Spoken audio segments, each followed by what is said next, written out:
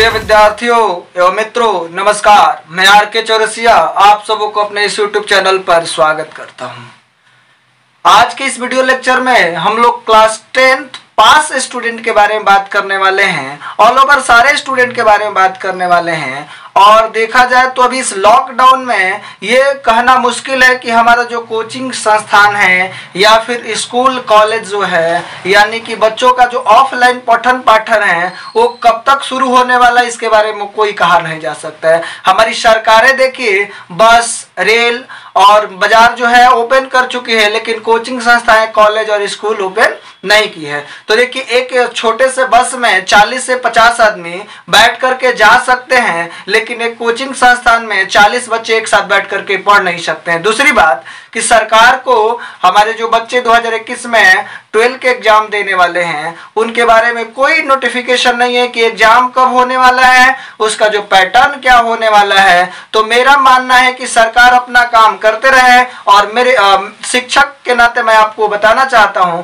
कि मेरा काम क्या है कि जो आपका सिलेबस पहले से निर्धारित है उसको समय पर कैसे पूरा किया जाए। उसके लिए मैं ऑनलाइन पढ़ाना शुरू कर दिया हूं। यदि आपको हमारे पढ़ाने का तरीका अगर अच्छा लगता है तो हमारे चैनल को सब्सक्राइब करें और हमारे वीडियो को लाइक करें और हमारे साथ बने रहें। तो इस वीडियो में क्लास 10th पास जो स्टूडेंट हैं जो लॉकडाउन में बैठे हुए हैं उनके लिए कुछ बेसिक मैथमेटिक्स जो फिजिक्स में भी यूज होने वाला है और मैथ में भी यूज होने वाला है। तो टोटल हम लोग 20 से 21 चैप्टर पढ़ने वाले हैं। अगर ये हम लोग पढ़ लिए तो क्लास 11th का जो है वो मैथ जो है और फिजिक्स जो आसानी से हम लोग को समझ में आएगा।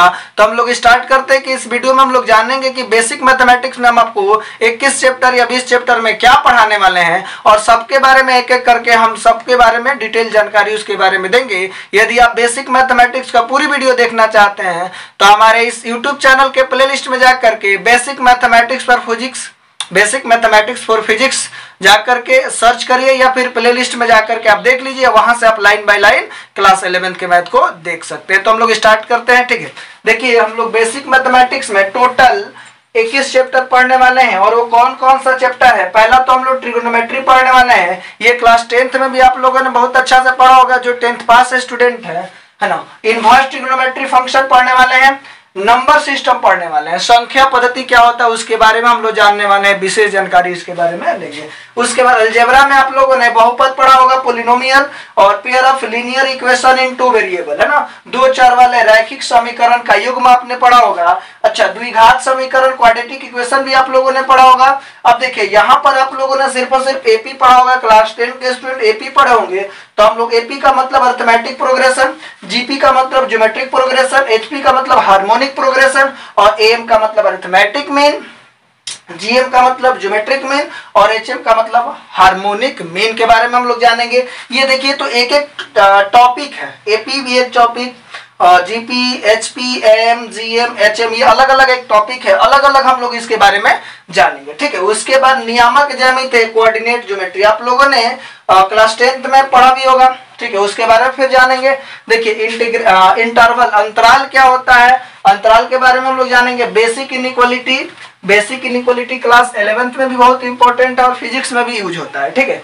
उसके बाद मॉडुलस हम लोग देखेंगे। मॉड फंक्शन क्या होता है, मॉडुलस के बारे में हम लोग जानेंगे। उसके बाद स्क्वायर एंड स्क्वायर रूट, उसको कैसे आसानी के साथ फाइंड करेंगे इसके बारे में देखेंगे। क्यूब एंड क्यू रूट देखेंगे। लॉगरिथम, लघु गुणक के बारे में देखेंगे। ये फिजिक्स में भी यूज होता है, मैथ में भी यूज होता है, केमिस्ट्री में भी यूज होता है। तो ये बहुत इंपॉर्टेंट टॉपिक है। उसके बाद देखिए फंक्शन के बारे में देखेंगे। जीआईएफ, ग्रेटेस्ट इंटीजर फंक्शन, महत्तम पूर्णांक फलन, ग्रेटेस्ट इंटीजर फंक्शन, महत्तम पूर्णांक फलन। एलआईएफ, लिस्ट इंटीजर फंक्शन, है ना। एफपीएफ, फ्रैक्शनल पार्ट फंक्शन, ये सारे फंक्शन के बारे में हम लोग स्टडी करेंगे। उसके बाद सम इंपॉर्टेंट फार्मूला, कुछ इंपॉर्टेंट फार्मूला के बारे में डिस्कशन करेंगे जो मैथ में भी यूज होने वाले होंगे और फिजिक्स में भी यूज होने वाले होंगे। देखिए उसके बाद हम लोग ग्राफ, अलग अलग फंक्शन का ग्राफ खींचेंगे और ग्राफ कैसे खींचते हैं किसी भी फंक्शन का मैं आपको सिखाऊंगा, ठीक है। उसके बाद है सम टेक्निक फॉर मल्टीप्लीकेशन, हम लोग कैसे किसी नंबर को मल्टीप्लाई करते हैं, विद इन सेकेंड में हम लोग मल्टीप्लाई करना सीख लेंगे, ठीक है। उसके बाद डिफरेंशिएशन, अवकलन, हम लोग अवकलन पढ़ने वाले हैं। डिफरेंशिएशन का फिजिक्स में भी यूज है, मैथ में भी है, कैलकुलस हम लोग जब पढ़ेंगे तो इसके बारे में जानकारी लेंगे, ठीक है। तो हम लोग ये थोड़ा थोड़ा जानकारी ले लेंगे कि आपका जो पढ़ाई है स्मूथली चलता रहे और आपका जब 11th और 12th स्टार्ट हो तो अच्छा से समझ में आए। तो ये बेसिक मैथमेटिक्स में हम लोग टोटल 21 चैप्टर पढ़ेंगे। उसके बाद एओडी, एप्लीकेशन ऑफ डेरिवेटिव, यानी कि जो अवकलज पढ़ते हैं उसका अनुप्रयोग पढ़ेंगे। फिर क्या होगा, इंटीग्रेशन, इंटीग्रेशन का मतलब हो जाएगा समाकलन, यानी किसी फंक्शन को इंटीग्रेट कैसे करते हैं, जोड़ते कैसे, उसके बारे में जानेंगे। और ये सबके बारे में जब एक एक जैसे एओडी पढ़ाएंगे तो इसके बारे में विशेष जानकारी देंगे, ठीक है। इंटीग्रेशन, उसके बाद एओआई, एप्लीकेशन ऑफ इंटीग्रल या application of integration, sorry application of integration हम लोग पढ़ेंगे। उसके बाद डिटर्मिनेंट, सारणिक पढ़ेंगे। फिर सदिश बीजगणित, क्या पढ़ेंगे हम लोग, सदिश बीजगणित। और ये भी फिजिक्स के पॉइंट ऑफ व्यू से ये समझिए कि इसको पढ़ना अनिवार्य ही होता है। जो भी टीचर फिजिक्स पढ़ाते हैं पहले वेक्टर अलजेब्रा जरूर पढ़ाते हैं, वेक्टर के बारे में जरूर पढ़ाते हैं। तो देखिए ये 21 चैप्टर जो है, प्रत्येक चैप्टर को हम अलग अलग करेंगे, अलग अलग वीडियो आपको बनेगा, वहां से जाकर के आप देख सकते हैं। तो अगर यहाँ पर सीखना चाहते हैं तो पहले आप इसको नोट करिए। फिर उसके बाद पहला टॉपिक हमारे का ट्रिगोनोमेट्री। तो आज थोड़ा सा हम ट्रिगोनोमेट्री के बारे में बताने वाले हैं। ये आपका बेसिक मैथमेटिक्स का जो सिलेबस है मैंने बता दिया कि बेसिक मैथमेटिक्स हमारे वीडियो के प्लेलिस्ट में जाइएगा तो ये सारा मिलने वाला है। तो हमारे चैनल को सब्सक्राइब कर दीजिए, आप पहले नोट कीजिए, ठीक है। देखिए हम लोग त्रिकोणमिति के बारे में जान लेते हैं। देखिए ट्रिगोनोमेट्री, त्रिकोणमिति, ये जो त्रिकोणमिति है ग्रीक शब्द है, ठीक है। यहाँ पर देखिए त्रिगोनोमेट्री की व्युत्पत्ति ग्रीक शब्द ट्राइगोन तथा मेट्रॉन से हुई है। ये ट्रिगोनोमेट्री का जो उत्पत्ति है ग्रीक शब्द से हुई है और इसमें जो होगा ट्राइगोन और तथा मेट्रॉन से हुई है। यहाँ पर देखिए ट्राई का मतलब 3 हो जाएगा, गॉन का मतलब भुजा हो जाएगा और मेट्रॉन का हो जाएगा माप। मेट्रॉन का मतलब हो जाएगा माप। यहाँ पर इसका परिभाषा देखते हैं। त्रिकोणमिति गणित की एक प्रमुख शाखा है। त्रिकोणमिति गणित की एक प्रमुख शाखा है। यह गणित अध्ययन का प्रमुख स्तंभ है। ये गणित अध्ययन का प्रमुख स्तंभ है। त्रिकोणमिति का मतलब ही होता है, त्रिकोणमिति का मतलब ही होता है त्रिभुज का मापन। अतः त्रिकोणमिति में त्रिभुज की भुजाओं एवं कोणों का मापन से संबंधित समस्याओं का अध्ययन किया जाता है, ठीक है। यहाँ पर सबसे इंपॉर्टेंट बात यहाँ पर आ रहा है कि देखिए हम लोग साइन थीटा जो लिखते हैं यानी कि साइन लिखते हैं उसका फुल फॉर्म SIN ही होता है। यानी SIN को हम लोग शॉर्ट में साइन लिखते हैं, कोसाइन को कॉस लिखते हैं। देखिए साइन का हिंदी क्या हो जाएगा, जया।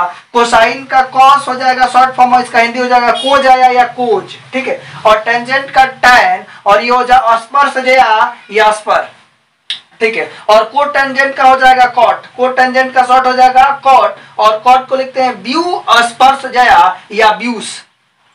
व्यू स्पर्श जया या व्यूस बोलते हैं किसको, कोट टेंजेंट यानी कि कॉट को। अब देखिए सेकंड क्या है, सेकंड को बोलेंगे सेक, और सेक का क्या हो जाएगा व्यू को जया या व्यूक। व्यू को जया या व्यूक इसका हो जाएगा सेकंड यानी सेक का हिंदी हो जाएगा। और कॉसेकेंट हो जाएगा कॉसेक, और कॉसेक का हो जाएगा व्यू जया या व्यूज होगा, ठीक है। यहाँ पर हम लोगों ने इसके बारे में जाना। अच्छा देखिए ट्रिगोनोमेट्री का उत्पत्ति जो होगा पाइथागोरस थ्योरम से हुआ। तो हम लोग इसके बाद देखने वाले हैं कि पाइथागोरस थ्योरम को सिद्ध कैसे करेंगे, ठीक है। और दूसरी बात हम लोग पाइथागोरस थ्योरम का सिद्ध तो 10th में भी 6.9 थ्योरम में भी किया था, लेकिन हम लोग को यहाँ पर दूसरे तरीका से इसको सिद्ध करने वाले हैं, ठीक है। ओके नोट कीजिए।